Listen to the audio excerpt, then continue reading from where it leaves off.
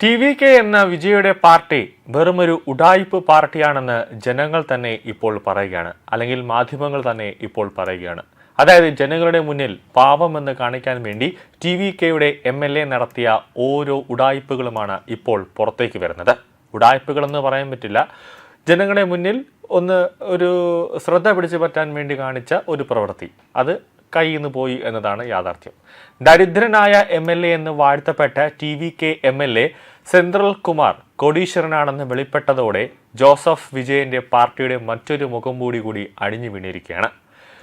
കീൽവൈത്തിനർ കുപ്പം മണ്ഡലത്തിലെ ടി.വി.കെ എം.എൽ.എ സെന്ത്രൽ കുമാർ കഴിഞ്ഞ ദിവസം നഗ്നപാതനായി ബസ്സിൽ നിയമസഭയിൽ എത്തിയത് വലിയ വാർത്തയായിരുന്നു.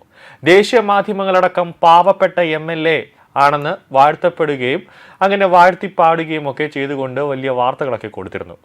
എല്ലാ എം.എൽ.എമാരും കാറിൽ വരുമ്പോൾ നിങ്ങൾ മാത്രം എന്തുകൊണ്ടാണ് ബസ്സിൽ വന്നതെന്ന് മാധ്യമങ്ങളുടെ ചോദ്യത്തിന് താൻ പാവപ്പെട്ടവനാണെന്നും തന്റെ കയ്യിൽ ₹1 പോലും എടുക്കാനില്ല എന്നാണ് സെന്ത്രൽ കുമാറിന്റെ മറുപടി.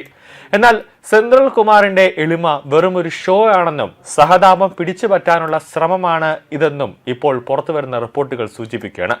സെന്ത്രൽ കുമാർ പറഞ്ഞ കാര്യങ്ങളെല്ലാം തെറ്റാണെന്നും അതെല്ലാം പച്ചക്കള്ളമാണെന്നും ഇപ്പോൾ പുറത്തേക്ക് വരികയാണ്, തെളിവ് സഹിതം. അതായത് തെരഞ്ഞെടുപ്പ് കമ്മീഷന് മുമ്പാകെ സമർപ്പിച്ച സത്യവാങ്മൂലത്തിൽ വ്യക്തമാക്കുന്നത് ഏകദേശം 2.25 കോടി രൂപയുടെ ആസ്തി ഉണ്ട് എന്നാണ് സെന്ത്രൽ കുമാർ സ്വയം വെളിപ്പെടുത്തിയിരിക്കുന്നത്. ബിരുദധാരിയാണ് സെന്ത്രൽ കുമാർ. ബി.ടി ട്രേഡേഴ്സ്, ലക്ഷ്മി കൺസ്ട്രക്ഷൻ എന്നിവയുടെ ഉടമയാണ്. ആകെ 2.25 കോടിയുടെ സ്വത്തുണ്ട്. 27 ലക്ഷം രൂപയുടെ ബാങ്ക് നിക്ഷേപം കുടുംബത്തിനുണ്ട്. 1 കോടിയിലധികം മൂല്യമുള്ള സ്വർണവും വെള്ളിയും സ്വന്തമായിട്ടുണ്ട്. അതുമാത്രമല്ല, ആഡംബര വാഹനങ്ങളിലാണ് സെന്ത്രൽ കുമാർ തെരഞ്ഞെടുപ്പ് പ്രചാരണത്തിന് എത്തിയത്. എന്തായാലും 1 വർഷം മുമ്പ് രൂപീകരിച്ച ടി.വി.കെ പാർട്ടി പൊടുന്നേനെ ജോസഫ് വിജയന്റെ താരപ്രഭയാൽ അധികാരത്തിലെത്തിയെന്നും ഇത് ആന്ധ്രയിലെ എൻ.ടി രാമറാവുവിന്റേതിന് സമാനമായ രാഷ്ട്രീയ വിജയമാണെന്ന് മാധ്യമങ്ങൾ വെണ്ടയ്ക്കക്ഷരത്തിൽ എഴുതി വിട്ടിരിക്കുകയാണ്. എന്നാൽ ജോസഫ് വിജയന്റെ രാഷ്ട്രീയ പാർട്ടിയായ ടി.വി.കെയെ കുറിച്ച് വരുന്ന റിപ്പോർട്ടുകൾ അത്ര സുഖകരമല്ല. 2 വർഷമായി 3000 കോടി രൂപ ഡിജിറ്റൽ മാർക്കറ്റിംഗിന് ചെലവഴിച്ചാണ് ജോസഫ് വിജയ് ടി.വി.കെ പാർട്ടി കെട്ടിപ്പടുത്തുയർത്തിയത്. അങ്ങനെയും റിപ്പോർട്ടുകൾ വരുന്നുണ്ട്. ഈ പണത്തിന്റെ ഉറവിടം അന്വേഷിക്കുകയാണ് പലരും. ഇപ്പോൾ അതിനൊരു തുമ്പ് കെട്ടി. ജോസഫ് വിജയന്റെ ഔദ്യോഗിക കാര്യങ്ങൾ നിയന്ത്രിക്കുന്ന ആദവ് അർജുൻ ലോട്ടറി രാജാവ് സാന്റിയാഗോ മാർട്ടിന്റെ മരുമകനാണെന്ന കണ്ടെത്തൽ ഇതിന് ഭാഗികമായി ഉത്തരം നൽകിയിരിക്കുകയാണ്. പണത്തിന്റെ നല്ലൊരു ഭാഗം നൽകിയിരിക്കുന്നത് ലോട്ടറി രാജാവ് സാന്റിയാഗോ മാർട്ടിനാണെന്ന് കരുതപ്പെടുന്നു. മാർപ്പാപ്പയുമായി വരെ അടുത്ത ബന്ധമുള്ള സാന്റിയാഗോ മാർട്ടിൻ മതപരിവർത്തന ലോബിയുടെ ഫണ്ടുകൾ വരുത്താൻ എളുപ്പമാണെന്ന് ആരോപണമുണ്ട്.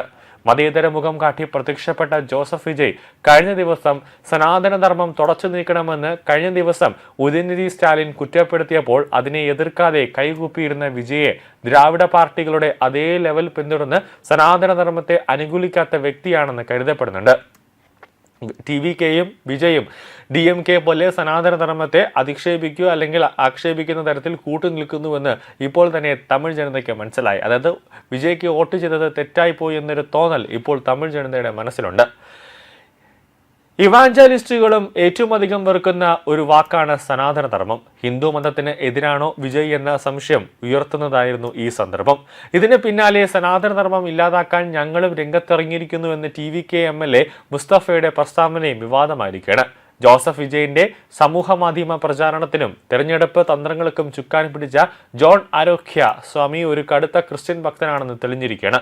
ഇതോടെ ജോസഫ് വിജയന്റെ പിന്നിൽ ഇവാഞ്ചലിസ്റ്റുകളായ മതപരിവർത്തന ലോബിയുടെ ഒരു രഹസ്യമായ പിൻബലമുണ്ട് എന്ന് തെളിഞ്ഞിരിക്കുകയാണ്. ജോസഫ് വിജയന്റെ മാമോദിസ മുക്കുന്ന പള്ളിയിലെ ചടങ്ങിന്റെ ദൃശ്യവും ചിത്രങ്ങളും കഴിഞ്ഞ ദിവസം പുറത്തു വന്നിരുന്നു.